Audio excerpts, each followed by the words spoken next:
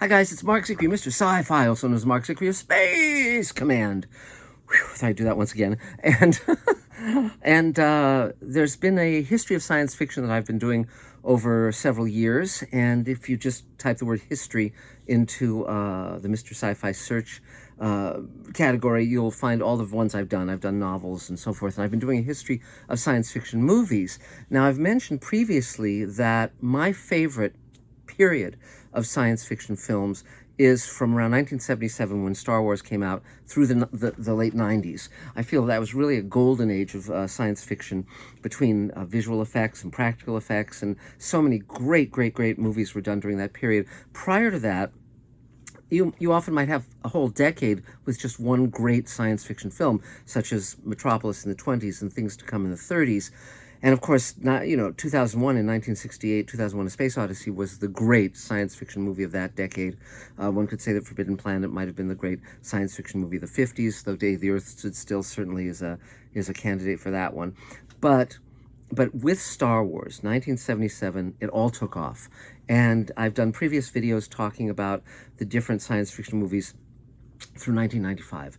Today we're going to do 1996 to 1999, just that little brief part of the end of the 90s. And one could argue that the year 2000 was the final year of the 90s. One might be right, but we're not going to do that. So it was a big argument at the time. But let's just go down this and you'll see how many truly amazing science fiction movies there were. We'll be talking a little bit about some of the lesser ones as well, but mainly we'll be skipping those. I mean, for instance, 1996 started with The Arrival, which was a Charlie Sheen UFO movie, and Barbed Wire, which was an attempt to turn Pamela Anderson into an action hero. You know, there were various problematical aspects of those films. But then you get to Escape from L.A., 1996, and that was the sequel to Escape from Los Angeles. And I'm sorry, Escape from New York. And this was the great Kurt Russell movie that introduced his character Snake Plissken. It was directed by John Carpenter. It's not as great a movie as The Thing, but it's a very fun movie. And Escape from LA is the sequel, not as good as Escape from New York, but still has many things in it that are delightful and fun, and it's great to see Kurt Russell playing one of his iconic characters. It would be lovely to see that character emerge again now that Kurt Russell is still around and still delivering wonderful performances, so that would be great fun. But let's just continue down in more or less chronological order, year by year, and talk about some of these great films. So 1996 also saw the debut of one of my favorite science fiction films. Now, it's a film that has a lot of people hating it, some people loving it. I happen to love it. So this is Independence Day. Roland Emmerich and Dean Devlin made this movie, between writing, producing, directing, and it's wonderful in many ways. It's a terrific alien invasion movie. It's the same year that saw other alien invasion movies, but this is the one that I think really hit it out of the park. Now, some people find it very difficult to get past the fact that they use a computer virus to defeat the aliens. But there's actually a scene that was removed from the movie that explains how they're able to do that. It gives it a little more credibility, even though it still stretches credulity. But I give them that one. That one I give them because they're doing so many other things in this movie right. And let's just talk about it a little bit about that. The visual effects, of course, are spectacular. Many practical effects, such as the explosion of the Empire State Building. This is before 9/11, so iconic buildings blowing up didn't have the same baggage that it has now, and so it was quite wonderful to see. And the big thing that makes it really distinctive is it has as its lead two characters a black guy and a Jewish guy. Now, I can't think of another science fiction movie that has a Jewish lead. I mean, you have Jewish characters throughout, and sometimes you have Jewish actors playing non-Jewish specific roles. But this is Jeff Goldblum playing a Jewish character. Judd Hirsch is terrific as his dad. They have a great rapport, and it's just delightful to see them. And also, it's got Will Smith playing, an aviator, and he's great too. This is decades before the infamous slap, but to Chris Rock. But Will Smith was establishing himself as a heroic lead and doing it with charm and and humor. A lot of the lines, the best lines in the movie, were improv by Jeff Goldblum and basically Will Smith and Judd Hirsch, and the people who were very good at that, and they're great playing off each other, and it's just got so many fun things. Brent Spiner was playing Data in Star Trek: The Next Generation at the time. He plays this very, very strange scientist in Area 51. Interestingly enough, they were trying to get the military to give them permission to utilize all the military aircraft and so forth, and what got the military to finally refuse was that they wouldn't take Area 51 out of the script because it was very hush-hush and all of that. And so they had to design everything, make everything from scratch, and they do just a wonderful job. Bill Pullman's a lot of fun as an ex, an ex-military guy who's now president, and there's just wonderful chemistry between a lot of the characters, wonderful moments, and it's just really, really fun, and so I just love it, and it's fun to go back and watch it again and again, and every July 4th, and also, if you've never seen the making of features, particularly of how they did the practical effects, definitely check that out. It's brilliant. It's wonderful. Most of the artists who did that wonderful work, like my friend Greg Jean, so many others, are not with us anymore, sadly. But these were the Leonardo da Vinci's of their craft. And so so Independence Day is really a lot of fun if you've never seen it. And if you've seen it, watch it again. I think you might find even added value in it. So moving on, more films of 1996. There's The Island of Dr. Moreau. Now that's not a great film, but it's not the terrible one that was made afterwards. Basically, in the late 19th century, H.G. Wells was on a winning streak, and he was writing War of the Worlds. He's writing The Invisible Man. He wrote The Time Machine. He wrote First Man in the Moon, and he wrote The Island of Dr. Moreau, all in quick succession. Now, this is the edition that came out in England in 1933, or 1932, when the first film version of this came out, and that was Island of Lost Souls, because it dealt with vivisection and basically taking animals and making them into man-like beings. It was banned in England, and so this was, you can't see the movie, read the book. So this was the Art Deco, really cool edition that came out at that time, and this is the Criterion disc of the version with Charles Laughton, which I highly recommend. It's a terrific movie. Laughton's brilliant in it. But then, by the time you get to 1996, they decide to make another one, and they'd actually made one that John Chambers of Planet of the Apes had been the makeup artist on, and Burt Lancaster played Dr. Moreau. It wasn't really that good. But this, of course, this one, I said a moment ago that it was not the worst one. Actually, this is the worst one.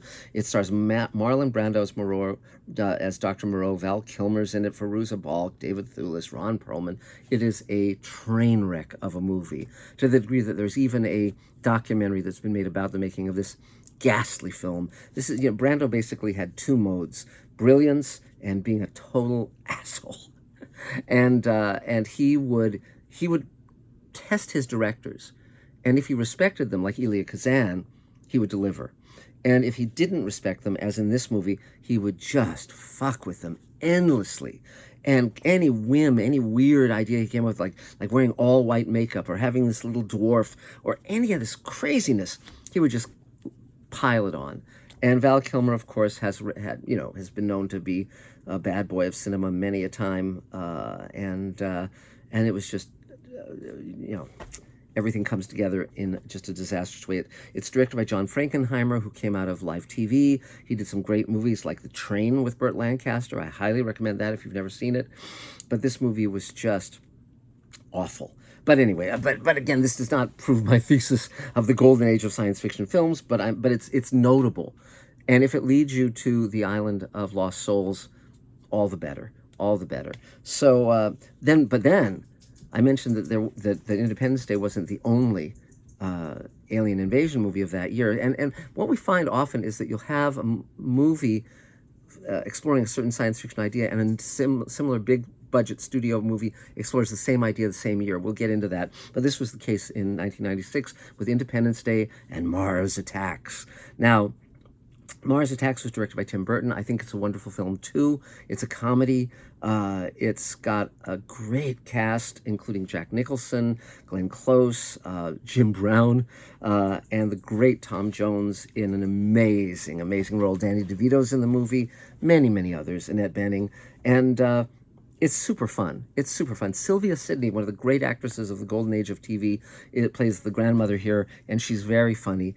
And the visual effects are great. The aliens are great. And this is the only movie I can think of that's based on a series of trading cards. Because years earlier, it all goes back to EC Comics. EC Comics, in Weird Science in the 50s, did a cover with the Wally Wood drew, the great Wally Wood, of these big-headed, grotesque aliens coming out of a flying saucer. And that inspired, I think it was Topps, the Topps trading card company, to hire him to design a line of cards that would be about an alien invasion, but they would be incredibly gruesome and weird. You know, alien experiments, putting, you know, people's heads on dogs, or, you know, disintegrating people where there's only like a skeleton left, all sorts of stuff. Just, you know, because kids love things that cross the line, things that are just like, you know, where the adults go, what are you looking at? What are you doing? You know, and so these cards came out in I believe the 60s, and they were a hit. And so Tim Burton thought this would be perfect for an alien invasion movie. And it's great fun. The aliens are funny. Rod Steiger, who can often be over the top, or he can be great, one or the other. He's great in this as a general whose advice is never taken. It's really fun. It's really fun. Pierce Brosnan is in it. Many wonderful, I mean, many wonderful roles. And one of the fun things is that they said when they were developing the project, they said, well, we should have this kind of Las Vegas singer, sort of along the lines of a Tom Jones. And then someone had the brilliant idea. They said, why don't we ask Tom Jones? And they did. And he was game, and he's wonderful. He's wonderful in the film. So I really like this film a lot. If you want to have a wonderful double bill, watch Independence Day and Mars Attacks. So then we get to a lesser film, but a fun one, Space Truckers. We're still in 1996. Now this film, if you've never seen it, it's directed by Stuart Gordon, who's done a lot of horror films, H.P. Lovecraft adaptations and so forth, including Reanimator. And this film was designed, the visual design was by Ron Cobb, my great friend Ron Cobb, who also did Alien and Aliens, and, you know, was instrumental in a lot of the designs in Star Wars, tons of stuff. And so if you want to see something fun, this is a science fiction comedy, low budget but fun, inventive, and it stars Dennis Hopper, Stephen Dorff, and Debbie Mazar. Dennis Hopper is not one of my favorite actors. I think he can blow hot and cold. He's terrific in Blue Velvet. I think he's kind of walking through a lot of roles, including this one. But and Debbie Mazar looks a lot like a human version of the original version of Barbie. So just check that out. But it's a fun film, and George Wendt of Cheers is in it as well, and definitely worth taking a look at. So then we continue on, and we find Star Trek First Contact. Now, Star Trek First Contact, which God knows somewhere in my place there's a copy of it, but I couldn't find it to hand today. They'd done the Star Trek features. Star Trek is an amazing franchise because Roddenberry had the brilliant idea of creating a second Star Trek series that didn't have any of the original characters nor any connection to the original characters. And it worked, Star Trek The Next Generation. So while Star Trek The Next Generation was moving along, they were making the Star Trek movies with the original cast, with William Shatner and Leonard Nimoy and so forth. And they had done 6 of them by this time. And it was getting kind of long in the tooth. And they finally did the one that brought together the Next Gen cast and the original Star Trek cast when Next Gen ended as a TV series after 7 seasons. And that one had Kirk's death, which people really didn't much like, and it wasn't that great a movie. But this First Contact was the first Star Trek film that was totally the Next Generation. Ron Moore and Brandon Braga, 2 of the producers and writer-producers from the original Next Gen, were brought aboard to write the script, and they did a great job. And Jonathan Frakes, who played Will Riker, was hired to direct it, and they all knocked it out of the park. It basically follows, the Borg changed the course of history, and our guys have to fix that, and it just works in every way, shape, and form. It's got the Borg. It's got Zefram Cochrane, the inventor of the warp drive. It's got many, many wonderful, wonderful beats, and it's just a superbly entertaining and well-realized film. And kudos to all of them. The Star Trek Next Generation cast is terrific in it, the ensemble, and it's one of my favorite Star Trek movies. So that's, and all of that is in 1996, 1 year. Now we get to 1997, and we get Alien Resurrection. Alien Resurrection. Now this is the fourth Alien film. Now the first two, of course, are classics, Alien and Aliens, Ridley Scott and James Cameron, respectively. Then they did Alien 3, and that was just a nightmare for a lot of reasons. David Fincher directed it, but he was not given his creative hand in it. It was just kind of a train wreck. They threw away the characters of Newt and Bishop and Hicks. The characters were beloved. They started by killing them. Everyone just conceded. The audience certainly didn't like the film. So, and of course, Ripley dies, and so what do you do for Alien 4? And this film is actually rather interesting. It's written by Joss Whedon. I think it's an extremely good script. And the basic idea is they've cloned Ripley, and she has some of the alien DNA in her, and they're trying to basically grow aliens to use as a, weapon, essentially. And it's got a really good cast. Certainly, Sigourney Weaver is great in it, and Winona Ryder is very, very good. Ron Perlman's in it. The weakness of this film is the director, because it was Junot who had co-directed French films and sort of fantastical stuff, and he just has this weird French kind of humor that just doesn't work for this material. And with a different director, I think this script would have been fine. But the fact that there's a strange whimsicality that really undercuts it. And some of the casting choices also are very broad. It hurts it. And also, the creature at the end is less interesting and less scary than the other creatures. Whereas Aliens, Cameron understood that you build to a bigger and bigger creature, a better and better, scarier, more impressive creature. This does the opposite, and it ends with a creature who's not impressive. That said, the idea of a Sigourney Weaver Ripley character who's partially an alien and is stronger and ruthless and has those black fingernails. She's great in this. And the scene with her and Ron Perlman playing basketball is just, wonderful. They have some CG aliens in it that are a little bit dicey when they're swimming. But there are many things to really enjoy in this film. And again, I recommend it. Joss Whedon, as I said, wrote it. This is, I think, just prior to him doing Buffy, and or maybe around the same time. But and he actually wrote a sequel to this film that never got made, and I'd love to read that script. Maybe it's online. If any of you know where to find it, I would love to read the sequel that he wrote to this. Now, interestingly enough, in the director's version, or at least the version that adds all the the scenes that aren't in the theatrical release, it ends with Ripley and Winona Ryder's character on returning to Earth, and the idea that maybe there'll be an alien invasion of Earth with the xenomorphs.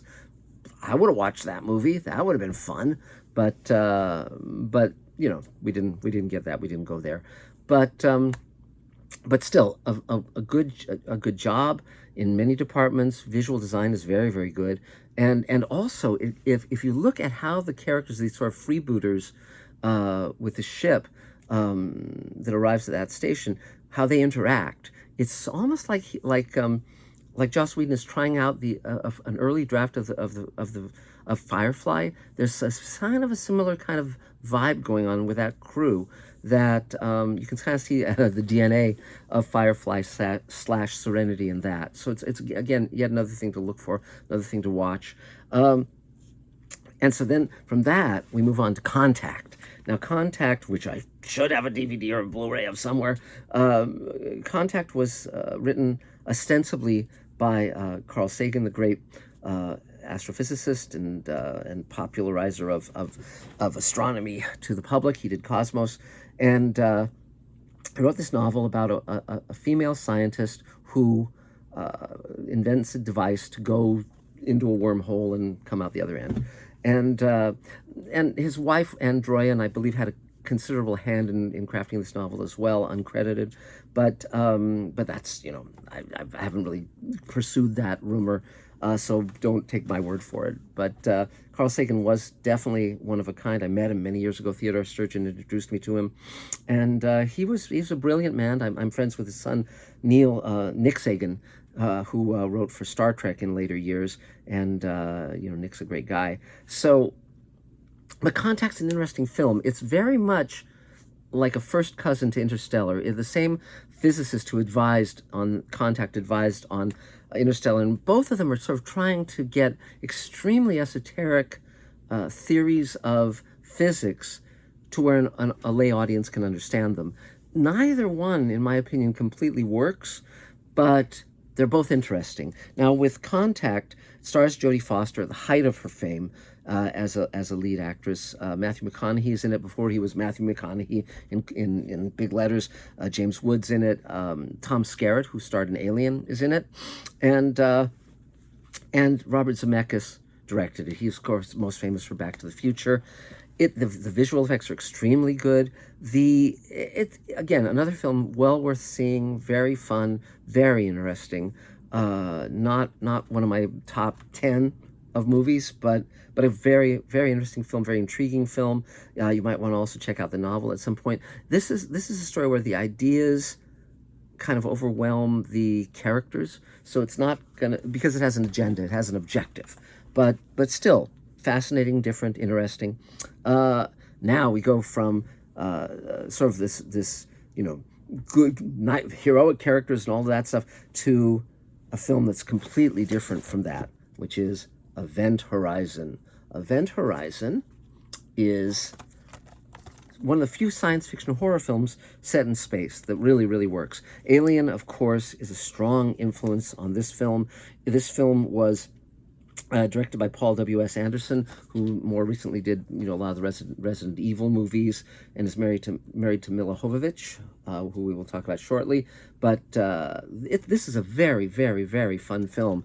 It stars Sam Neill and Lawrence Fishburne and many other wonderful actors, and it's basically set. It's a rescue mission to a ship that went through a wormhole and came back. So just like in Contact, where Jodie Foster goes through a wormhole and comes back, this one does the same thing, but with very different results, let us say. And the horror beats are very effective. I think this, by my lights, this is Paul W.S. Anderson's best film. I don't like a lot of his other films. I don't think they always have great potential, and for me they don't deliver. But this one actually does. And particularly remarkable in this film is the visual design, the production design. The ship looks menacing and creepy and different. It's really well designed, and the cast is wonderful, and many of the scares are really creepy. And it's just a really good job, and I like the film very much. It's now been released on 4K, so if you have a 4K player, watch it in 4K. It's well worth it, and it's a creepy, scary, wonderful film. And this is Sam Neill coming off of Jurassic Park in a very different role, and Lawrence Fishburne, of course, he was a teenager. I think he was 14 when he lied about his age and got cast in Apocalypse Now, but he's very, very singular and a wonderful actor, and wonderful in this. So that's Event Horizon. Now we move on to The Fifth Element. Now this is all, again, in 1997. I mean, think about how many of these great, iconic science fiction films are just chock-a-block, coming out, within months or weeks of each other. So this is The Fifth Element. Now, interestingly enough, when they started showing the trailer for Fifth Element, I thought it was going to be a dark future noir kind of film like Blade Runner, and so I was very excited about it. And when I initially saw it, I was disappointed because it's not Blade Runner at all. It's a comedy, and it's very extreme. That same French humor that doesn't work in Alien Resurrection, that kind of strange Gallic humor that you get, works in this. And this was directed by Luc Besson. And he, the director of Leon the Professional, which is another movie I like very much. And many other films. Some work, some don't. He also did Valerian and so forth. But this film had designed by Mobius and other great designers. Mobius, of course, is one of the great inspirations on science fiction design in Blade Runner and Alien and many other things. And it's a Bruce Willis action picture. Now, Bruce Willis by this time was getting very tired of these same kind of action roles that he had been cast in, and a little of that weariness seems to come through in this. He's not, he's not exactly walking through it, but you can tell this is not his favorite role ever. And but because he'd done Die Hard some years earlier, and then he was just in that mode. But he's still good. He's still good in this. The visual design is terrific. The visual effects are terrific. And it also introduces Milla Jovovich. Now, Milla Jovovich at the time was a teenager. She was like 19 years old, I think. She had been a fashion model, and she just throws herself heart and soul into this role, and she's great. And the costumes she wears are great. And initially, they dyed her hair that orange red, and then her hair started falling out. So part of the movie, it's her real hair, and part of the movie, it's a wig to let her hair heal. And Gary Oldman, who had been in Leon the Professional and had been spectacular in that, is the villain in this. And he's got sort of this George W. Bush Texas accent before you had George W. Bush. And it's just got so many delights in it. It's just, obviously in Space Command is our little homage. We have the different characters with the multipass, which is in the debuts in this movie. Ian Holm from Alien is in it as well. Many wonderful actors from science fiction franchises. And it just has these terrific set pieces, and it's super, super, super fun. So again, if you've never seen this film, check it out. And it's one of the great science fiction movies, in my opinion. And Milla Jovovich ultimately married Luc Besson, and I don't think she stayed married to him, of course, because now she's, I think, still with Paul W.S. Anderson. But she became, interestingly enough, an action hero with a career that has lasted decades. And good for her. She's a wonderful actress, and in this role, she's just great. Just great. So that's The Fifth Element. And we're still in 1997. Amazing, amazing. And you can see the enormous breadth and depth of these stories.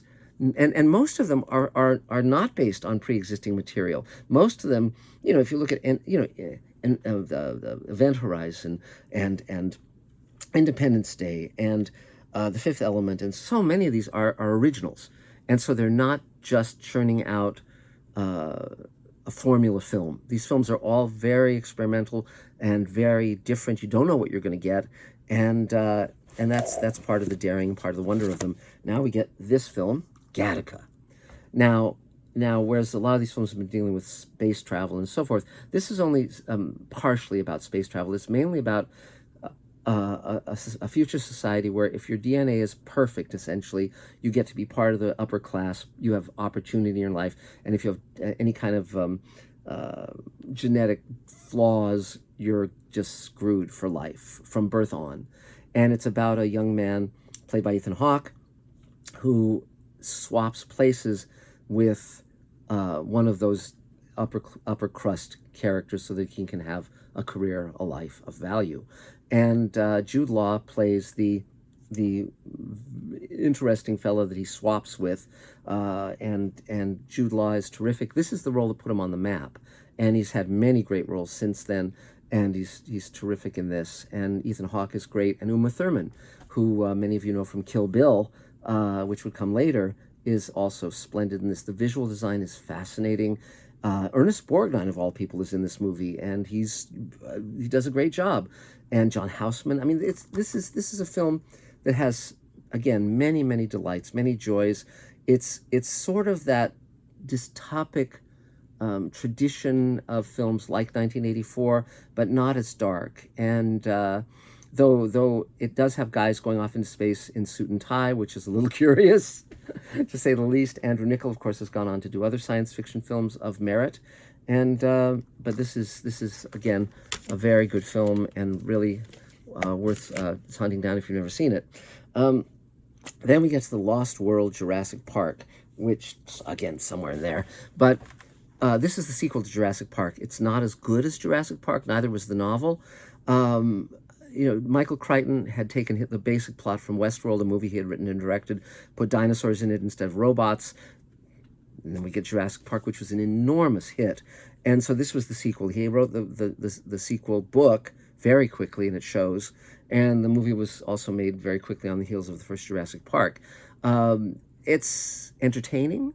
It's not great, but if you want just some diversion with dinosaurs, you could do worse. And one thing I actually do tip my hat, my optimist hat, to Michael Crichton was the fact that he named this The Lost World because. And I've talked about this before, and recently I shared with you the silent movie version of The Lost World. Arthur Conan Doyle, creator of Sherlock Holmes, in 1912 wrote the great dinosaur story about a discovery on a lost plateau in South America of dinosaurs, living dinosaurs. And it's one of the great adventure stories. It's one of my favorite books. And I think what Michael Crichton's idea was in naming this Lost World was he knew that he was beholding to Arthur Conan Doyle in his whole notion. You wouldn't have Jurassic Park without The Lost World. So he titled his book The Lost World, I think so that when people went to bookstores and searched for that title, Conan Doyle's novel would come up, and maybe people would be led to it, and maybe people would read it, and it would help to show where Jurassic Park came from. I'm pretty sure that's why he did it. Otherwise, he'd just be ripping off someone else's title, and that he certainly didn't need to do that, and never did it at any other time. So, but again, this brings back Jeff Goldblum. It has Julianne Moore and Pete Postlethwaite in it, and it's you again, as I say, you could do a lot worse. And like Jurassic Park, it was directed by Steven Spielberg. And, some people say that the Jurassic Park movies and the Jurassic World movies are all reiterating the same story, which is dinosaurs get out, they menace people. Okay, but dinosaurs are rather endlessly wonderful. And so, you could do worse, as I've been saying. And then, still in 1997, for God's sake, we get to Men in Black. Now, the first Men in Black movie is by far the best of them. But this was the first, and it teams Tommy Lee Jones and Will Smith, who are terrific together. It's a science fiction comedy. It's directed by Barry Sonnenfeld. It's got, again, great gags in it, and also wonderful visuals, wonderful aliens. It's a very funny notion, because just like in Independence Day, they talk about Area 51, Men in Black were actually a real phenomenon in UFO lore. The idea that these guys in black suits would go around and erase people's memories and monkey with stuff and basically run interference for the government that was comfy with the aliens that no one was supposed to know about. So this is a very fun film. It also has a great role by Vincent D'Onofrio as a guy who gets taken over by a big bug. And he's great in it. The physicality is great. And it just, again, from beginning to end, just enjoyable fun, great fun. And so, and Rick Baker did a lot of the great alien creations in this, the great Rick Baker, who's, makeup legend. And so Men in Black. Now we get to Mimic. Now that is a very interesting story as well. Guillermo del Toro was just coming on the scene. He had done his first film, Kronos, and it was shot in Mexico, Spanish language film. It was a huge hit in terms of putting Guillermo on the map. And so he was hired by the Weinsteins to do this horror film about these man-sized cockroaches, essentially, who are wandering the city and menacing people and doing all sorts of wacky things. And it's a dark horror film. Now, they didn't respect Guillermo del Toro because he wasn't Guillermo del Toro in caps back then. And so they screwed with him and made it much less interesting than it might have been and put in stuff that he didn't shoot and all sorts of stuff. By the way, he co-wrote the movie with Matthew Robbins, who wrote Dragon Slayer, a very talented writer. But this film, fortunately, because Guillermo became famous and one of the huge legendary directors, they let him go back and fix it. They let him go back and bring this to as close as the director's cut as possible. So it's much better than the original version. And Mira Sorvino's in it, who's delightful. And it just, if you've never seen this film, it's well worth watching. It's got a lot of Guillermo del Toro tropes in it. the bugs, the giant bugs that look like people, are fascinating, and I'm glad that they let him, get it much closer back. And as Josh Brolin in an early role, F. Murray Abraham from Amadeus, it's Charles Dutton. It's got a very, very good cast, and check it out.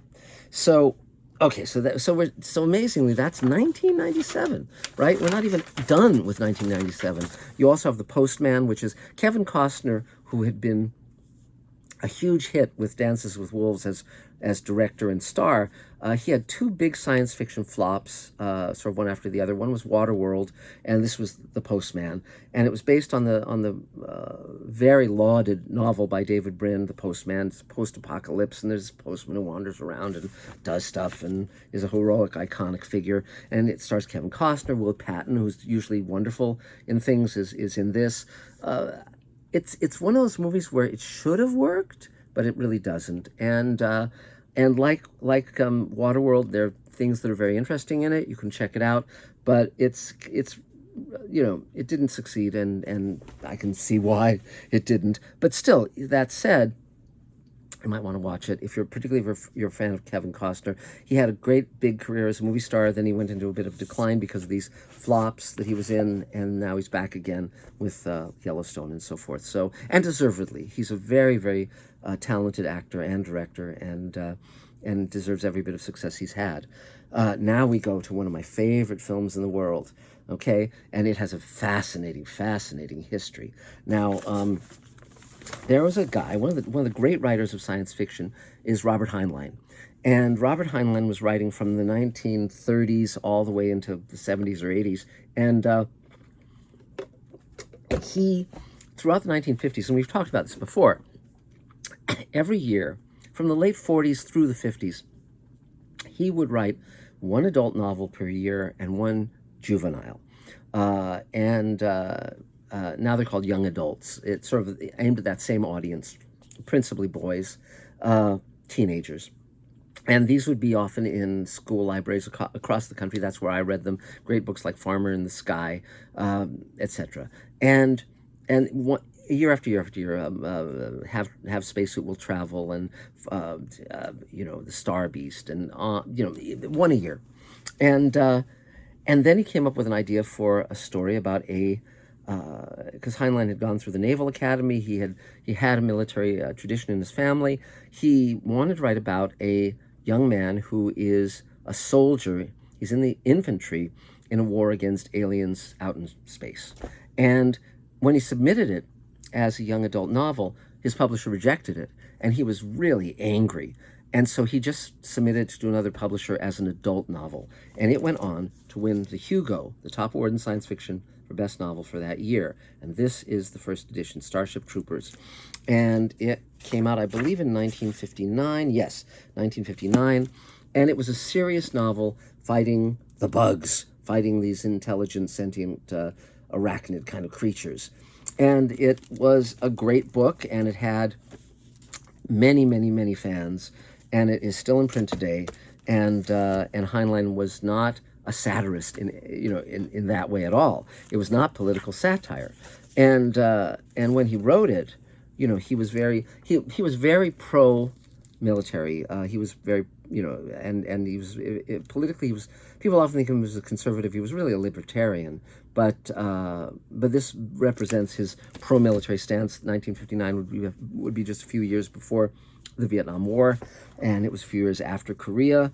And so science fiction has always had a very loyal liberal following and a very loyal conservative following. And when I was a kid, I didn't know which authors were which. I was just reading all of it and enjoying it, and Heinlein was one of my favorite writers.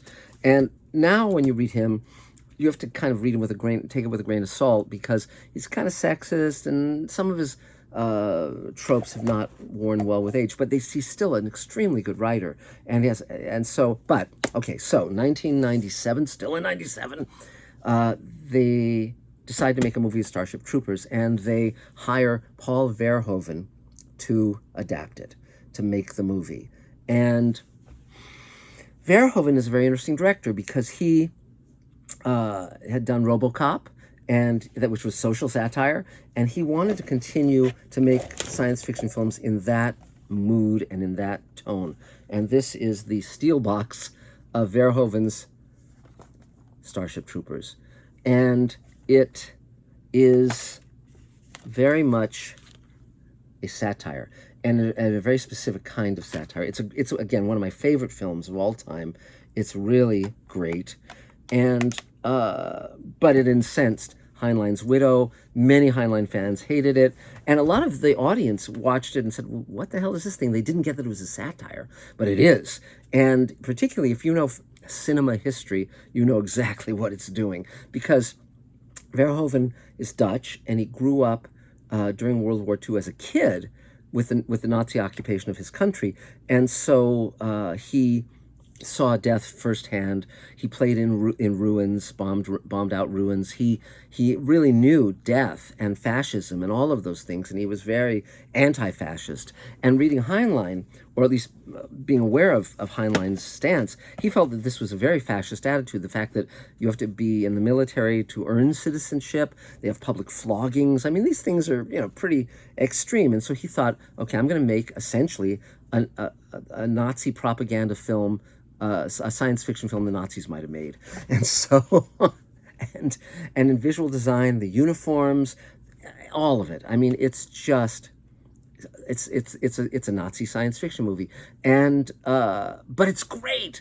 And so, I mean, you don't have to realize it's a political satire to love it, and if you do know it's a political satire, all the better. I mean, what tips you off is the visual designs. Hugo Boss designed the Nazi uniforms in the 30s, and they were really stylish and really good. And Verhoeven has taken the infantry uniforms, the Luftwaffe uniforms, made science fiction variants of them. But also he's using a ton of Nazi iconography, particularly from Triumph of the Will, the great propaganda film that Leni Riefenstahl made about the Nuremberg rally, Hitler's Nuremberg rally. And so people being arranged in very regimented, forms and so forth. Paul Verhoeven knows exactly what he's doing. But also he got the great Phil Tippett to do the bugs, the alien creatures, and they're spectacular. They made practical ones and CG ones. And Verhoeven's idea was, rather than having shots locked off so you could do the visual effects, he said he basically wanted a total fluidity of camera, and the visual effects would then blend seamlessly, and that's exactly what happens. It's a wonderful film. He got a lot of young actors, sort of the Beverly Hills 90210 kind of actors, like Casper Van Dien, who's quite wonderful in the film, and just everyone is on the same wavelength. It's got all these young actors who are quite great, and it just it knows what it's about, and it delivers. And I love the design of it, the spaceship, the visual effects, the space sequences are wonderful. It knows what it's doing. It's really fun, and I can watch it again and again, and it works. It works. And they've done a number of different sequels to the movie. They did a low budget sequel that was shot in South Africa. They've done I think they've done 2 live action sequels, a number of CG sequels. They did a TV show that was entirely CG called Roughnecks. None of them are as good as the original, but if you've never seen it, see it. If you have seen it, you know what I'm talking about. And but it's like, wow, there's so many catchphrases in it that are just it's an ugly planet, a bug planet, and it has some of the most convincing aliens in any film ever. They move amazingly, they fight very convincingly, and the mayhem is huge. I mean, bodies scattered all over the place, which was way over the top for 1997, still is, but again, it's part of the joke, being so extreme, and it's also Verhoeven saying this is what war is. It's not pretty. And so it goes many, many, many wonderful places, and there are actors in it who you will recognize from many later roles, and this is them doing some of their best work ever. So, okay, so we're still in 1997, but so that pretty much gets us out of 1997, but my God, what a year. Holy cow. So So now we move on to 1998. Still with me? Still with me? I talked earlier about having two studio films competing with each other the same year that follow a similar science fiction storyline. Then you got that with Mars Attacks and Independence Day, very different films tonally. And in 1998, you get that with Armageddon and Deep Impact. Okay, let's see if I have Deep Impact here. No, but yeah, you probably know what that is. So okay, so they're both films about a comet. An asteroid is going to hit Earth, and it's going to destroy humanity, and we have to send a mission into space to save the day. And Armageddon, I strongly dislike Michael Bay. I mean, some people love him, some people hate him. This should have been one of my favorite movies ever. And there's just a lowbrow quality to it, a blunt instrument quality. It just, I hate the way he has the characters interact with each other. It's just low rent, unfortunately. And so Bruce Willis is in it, again, one of my favorite actors.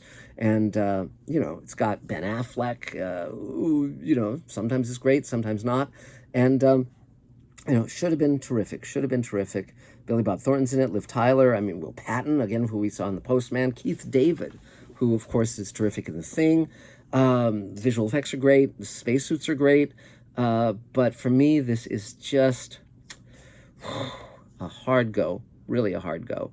And, but again, it may be your favorite film. So if it is, that's fine. But Deep Impact, let's talk about Deep Impact. So Deep Impact is directed by Spielberg, and it's about asteroids going to hit the Earth and kill everybody. And it's got Téa Leoni, all sorts of folks in it who are wonderful actors. Even Maximilian Schell is in it. And but it misses the mark, but in a different way. It's kind of like it's much more character-based and kind of depressing. It's not a great action film. Again, the visual effects are terrific, but it's downbeat. And if you want to have a much more fun time with an asteroid impact movie, go see, Greenland, which I really liked. And also Don't Look Up is very good. That'd be a great double bill. But here's the behind the scenes story on Deep Impact. So it was written by the writer of Ghost, and he was a Buddhist. And Spielberg, his name's Bruce Joel Rubin. He was my meditation teacher, and Spielberg said to him, he started to see that basically Bruce wanted to write a completely different movie than Spielberg wanted. And Spielberg said to him at one point during the creative process, he said, "Here's the problem. If we were standing on a corner waiting for a light to change, and across the corner there was a kid and a swami, some mystical, spiritual, third world kind of guy, you'd want to talk to that guy, and I'd want to talk to the kid." And Bruce Joel Rubin said, "Yes, exactly."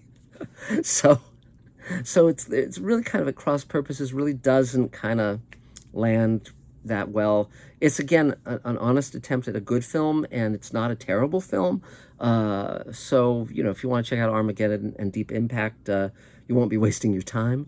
But and the visual effects in both are great, because this is the period where you had ILM, you had many brilliant effects geniuses pushing the boundaries, and it was creating wonderful things for us to watch. Just such amazing treasures laid out before us. So those are those two movies that imperfectly talked about asteroid impacts, but definitely, as I said, Greenland is worth checking out, as is Don't Look Up. Don't Look Up, I think, is what would really happen if we were in that kind of trouble. But we can talk about that another time.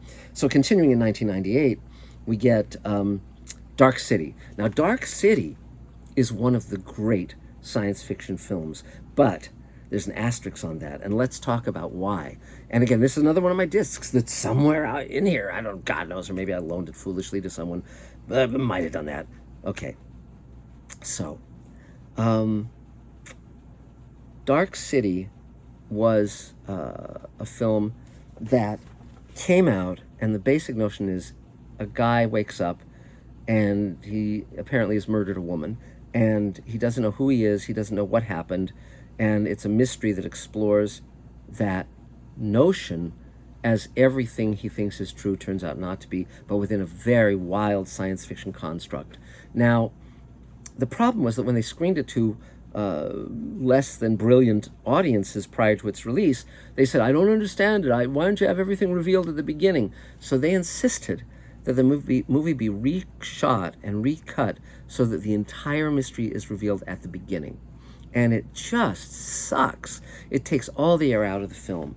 So fortunately, thanks to wonderful DVDs and Blu-rays, they let the director have his director's cut when it was released on home video. And it was Alex Proyas who later would do I, Robot, the Will Smith movie. And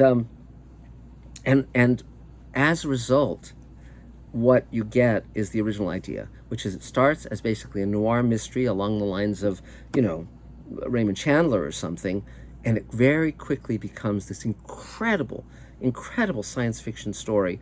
And it has many wonderful actors, William Hurt's in it, many others, and it's just great. It's just great. If you've never seen it, do not watch the original theatrical release. It will ruin you.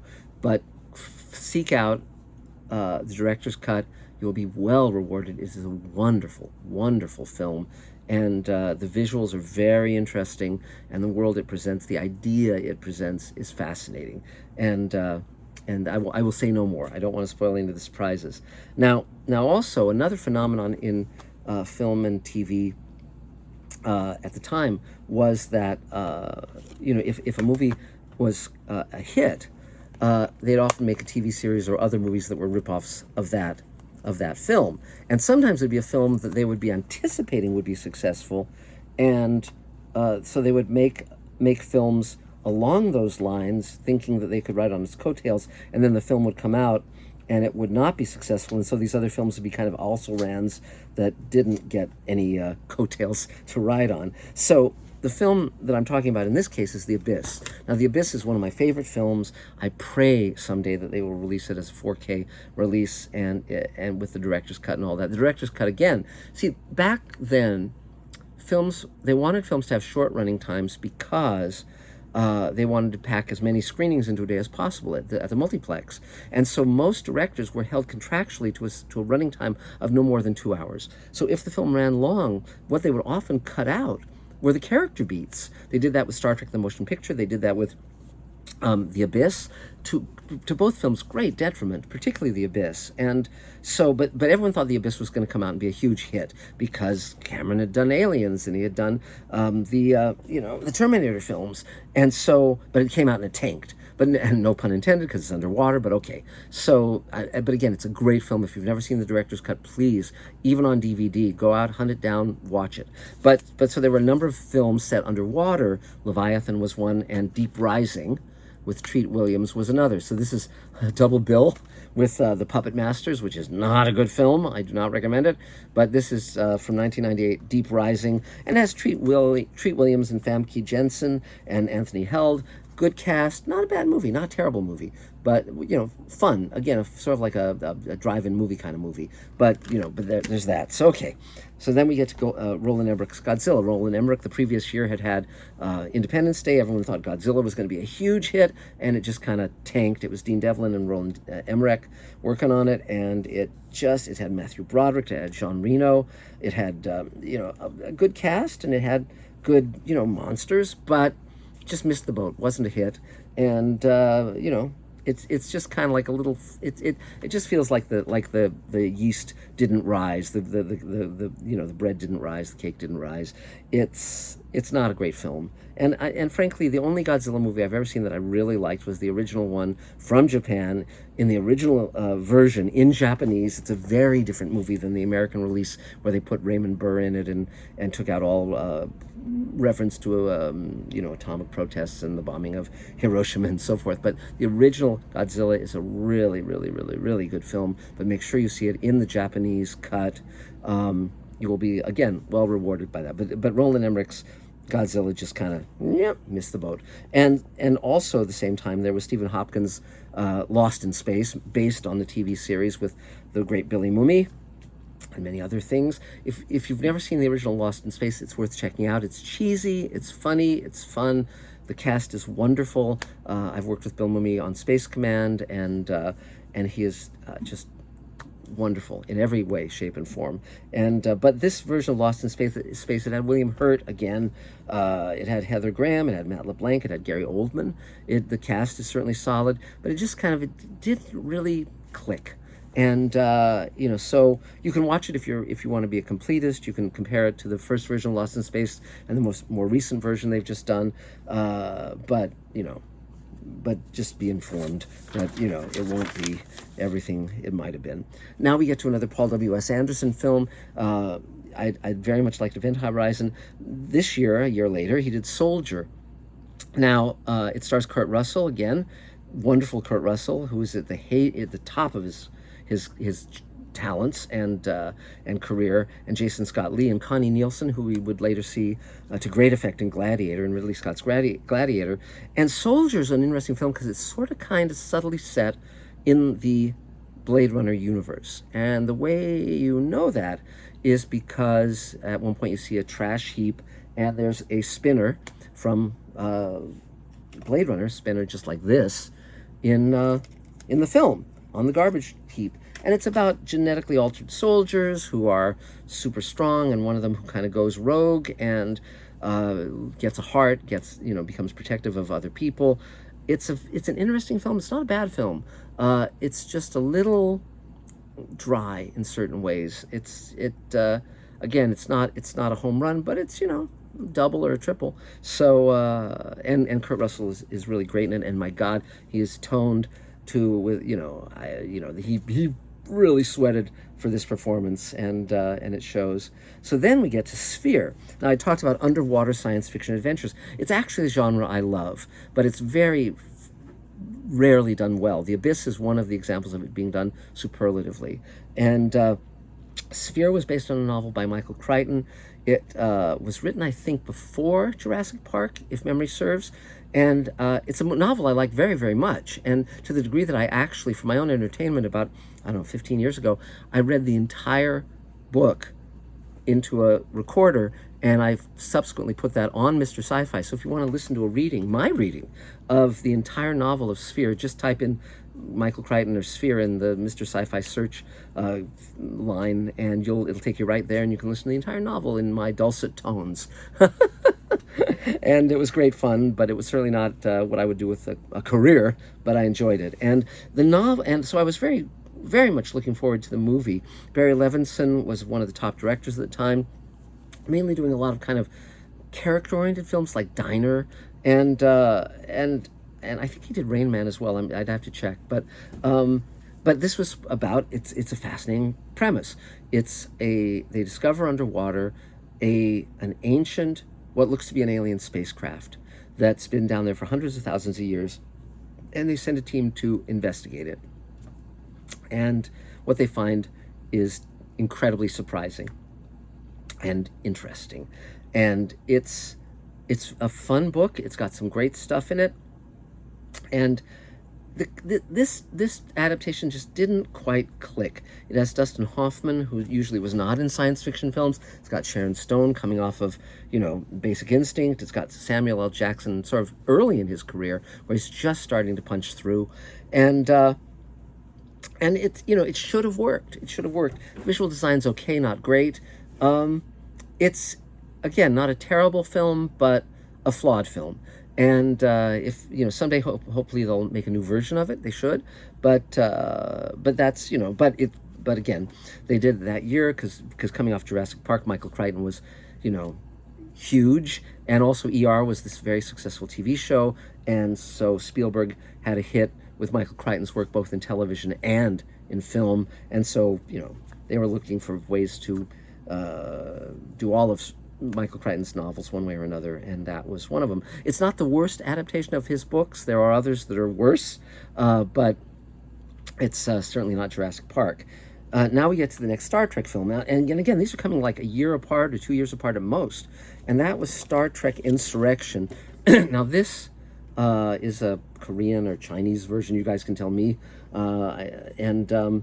and it had the entire Star Trek Next Gen cast, and for me, it just felt like an a 2 hour episode of the series. It wasn't for me. It wasn't a feature, and it's hard to articulate why that would be. Michael Piller, who was the showrunner on Star Trek: The Next Generation, the TV show, was instrumental in this film, and I've only seen it, I think, once, but it just kind of left me flat. It had F. Murray Abraham's in it. It's got a good cast, but it just wasn't a, that I just felt it was kind of goofy, and it didn't thrill me. But one thing that is positive is Michael Piller, when he made this film, he kept a journal. He wrote a book about the making of this film, and because the film was a flop financially, Paramount never released the book. Well, now the book is available, and you can buy it and read his journey through this film. Sadly, he died young of cancer, and he was with my second cousin. We didn't know that when we worked together on Star Trek: The Next Generation, but we learned it afterwards and got together over a meal at Paramount, and we were quite friendly with each other, and that was great because he was a great guy. He, more than anyone else, made Star Trek: The Next Generation what it was. Roddenberry had the idea, which was brilliant, but the execution, Pillar's the one who finally brought it all together, and it gelled into the great series that it became. So, but sadly, with Star Trek Insurrection, didn't knock it out of the park that time. But then another film that came out that same year, 1998, is The Truman Show, and that was directed by Peter Weir, the great director of The Last Wave. And it's a very, very interesting film. This is where Jim Carrey was starting to segue from being a comedy actor to having a wider breadth of roles, and it's a very interesting idea, an idea that a young man, from when he was born, essentially, his life is a TV show that people can watch, and he doesn't know that there's an outside world. He believes that he's living reality, but everyone in his life is actually an actor. And it's a very trippy idea, and very interesting and creepy. And Jim Carrey's great in it. And also had Ed Harris coming off The Abyss, and Ed Harris is great in it. And he jumped into that role at the last minute. The original actor was replaced, and he steps in, and he's phenomenal in it. And it's a very, very, very good film, and really, really one of the classics. And it's kind of that Philip K. Dick thing where you're living your life, and all of a sudden reality is not at all what you think it is. And so it's a very good job. And then the final film to talk about in '98 is The X-Files. The X-Files was a very successful TV show on Fox, and they decided to make the leap to a film. It was mainly, if you were a devotee of the show, it would be something you would like. For me, X-Files never kind of hit me where I live. I respect it. I think it's a good show. I think they did a lot of good work. But the film kind of left me cold just because it's kind of like, I'm not in that swimming pool, so I'm not just, being warmed by it. So to make a really bad analogy or, metaphor. So, okay, so now we move on to 1999 now. But if you look at just those 3 years, 1996, 97, 98, amazing how many great films have happened in just those years. I mean, Starship Troopers, Independence Day, Men in Black, on and on. I mean, it's phenomenal. I mean, it's all the skills that have been developed by those writers, directors, actors, visual effects people, special effects people throughout the 1970s, 80s, culminate in this amazing run of just great films. And then we get to 1999, and it starts to slow a little, starts to get a little weaker. You have Bicentennial Man, which is based on a story by Isaac Asimov, stars Robin Williams as a robot. I don't think I've ever seen this film. It's directed by Chris Columbus, who wrote Gremlins. So maybe I should go watch it. Then I'll talk to you about it. But Robin Williams, of course, was one of the geniuses of comedy, and also then segued to drama, like Jim Carrey attempted to do. And Robin Williams was a singular figure, and just terrific in many, many films. So I'll come back to Bicentennial Man. I will not.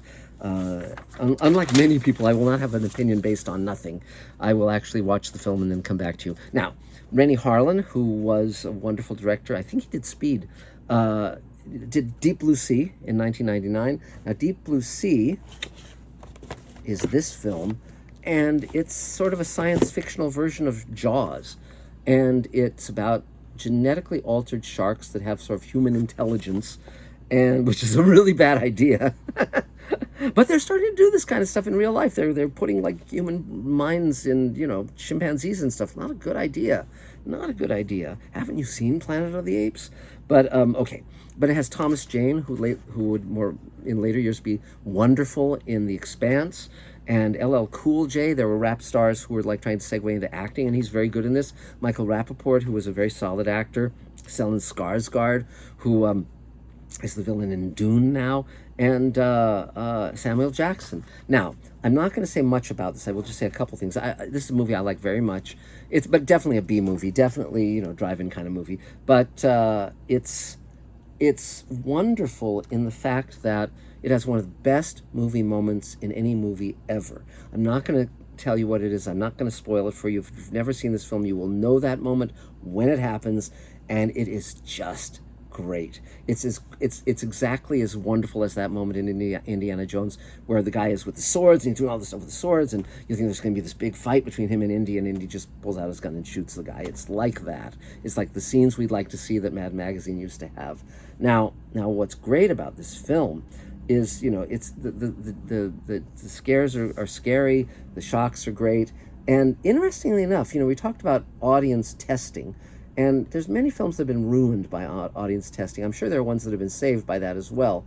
But the problem with this was that and I'd love to see the original ending, because in this ending, let's put it this way, the original ending, the heroine of the piece was treated much more kindly than she is in this version.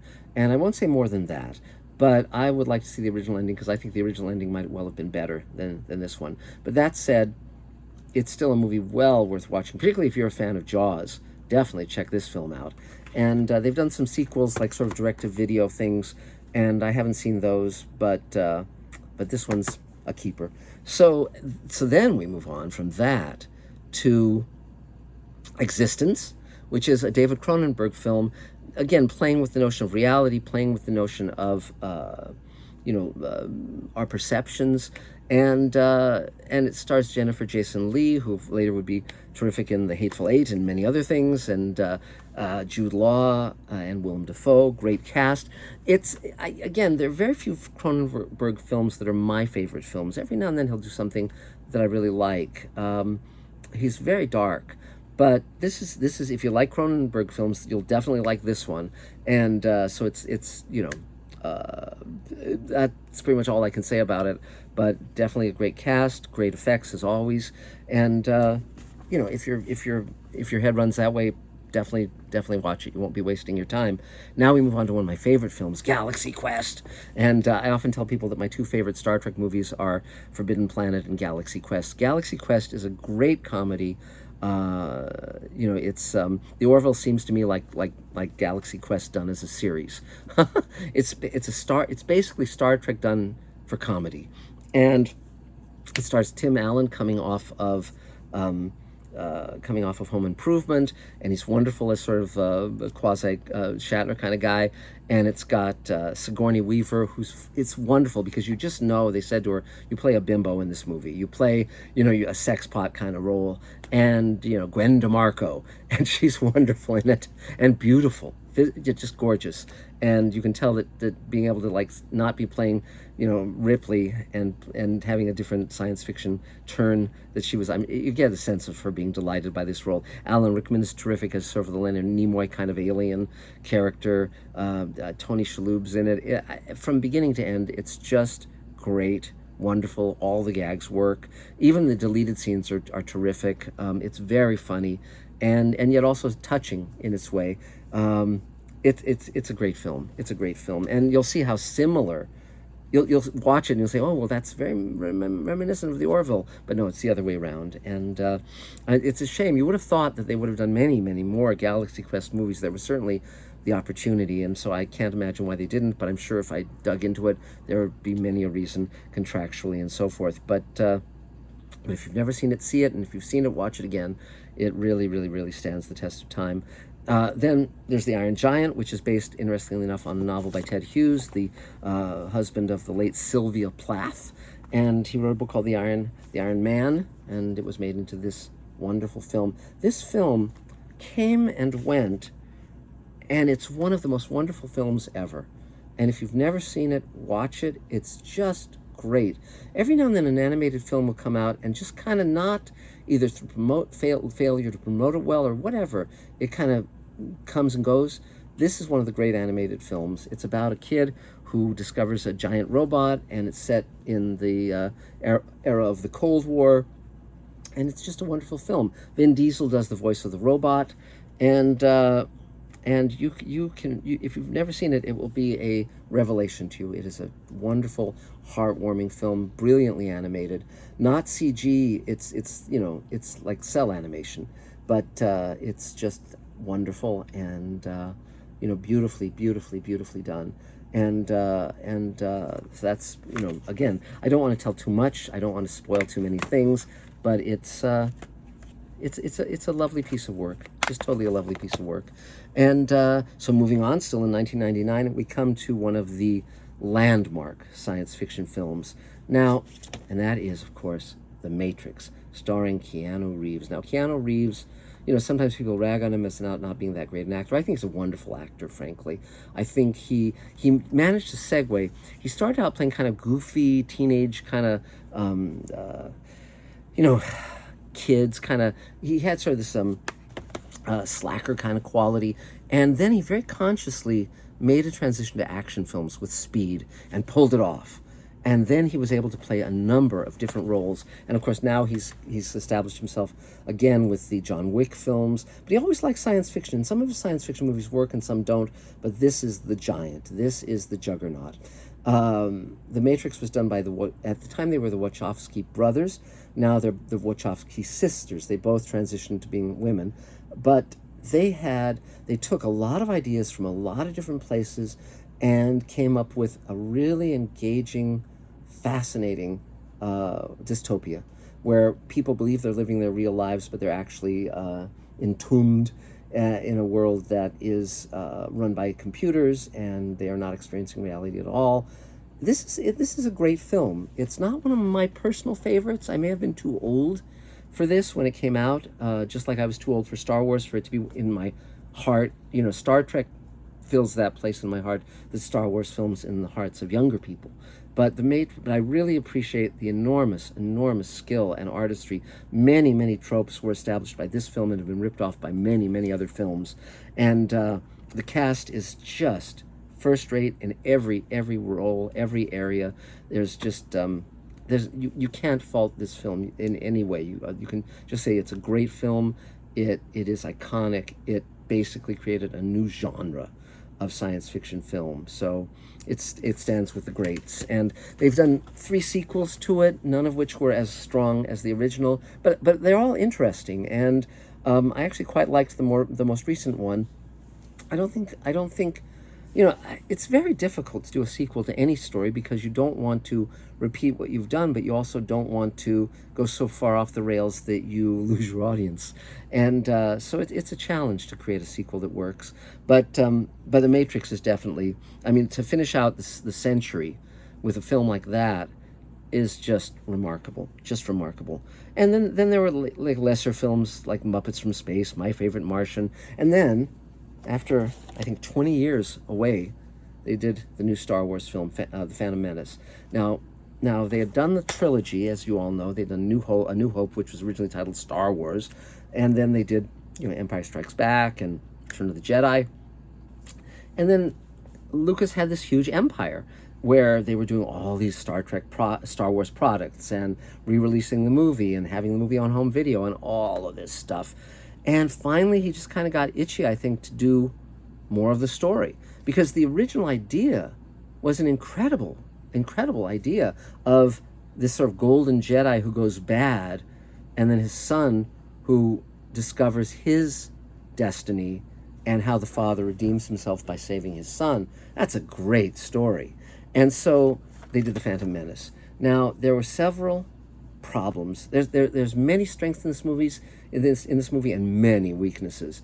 By this time, Lucas decided, rather than with practical effects, that he would do this with CG, and it's beautiful to look at, and it's got, amazing production design, but it really feels, at one point in one of these films, Ewan McGregor snapped at George Lucas. He said, direct me for performance, not for the green screen. And because it's so much of it was shot on a green screen. Liam Neeson is great. Ewan McGregor is great. I really rather like, the, what's her name who plays Princess, Abadabadoo. Queen Abadabadoo. Anyway, but it's but the kid can't act. Really, the kid is awful, and it's a shame because there were other kids who auditioned for this role who would have been enormously better, and so that's a misfire. And I don't mean to badmouth the kid. It's just he's like, one problem I also have is that Lucas decided after Empire Strikes Back that he was going to make kid movies for kids rather than movies for the entire family, and that shows in Return of the Jedi, and that shows in this one too, and it's just problematical. But there are many things in this film that are great. The pod racer sequence is very impressive, even though it's a total ripoff of Ben-Hur, and all those who are fans of Ben-Hur see that immediately. So you go, oh man, really? And but the fight with Darth Maul is just superb, though you're rooting for Darth Maul, or at least I was. And the music by John Williams is spectacular. And my friend Ian McCaig designed Darth Maul, designed Queen Amidala, and the visual design is spectacular, unparalleled.